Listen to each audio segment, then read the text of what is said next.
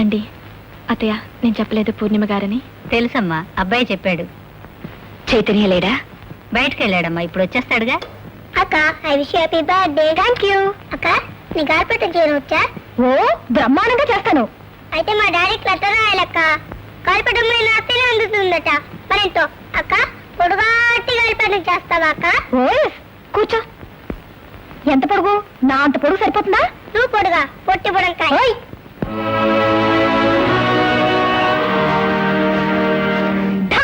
పులి చచ్చిపోయింది.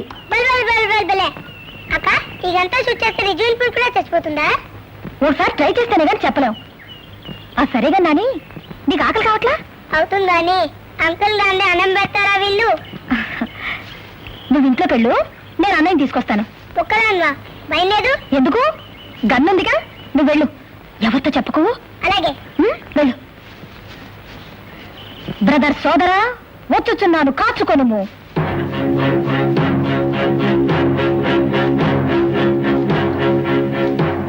నేనే చైతన్య సోదరినైతినేని, నేనే మా అమ్మ కూతురునైతినేని, నేనే నేనే నేనే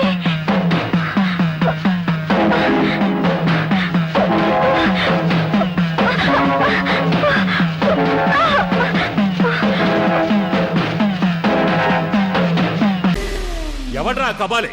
పిలవండి రావండి.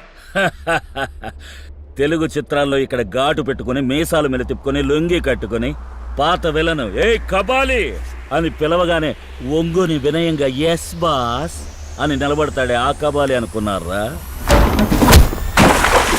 కబాలిరా.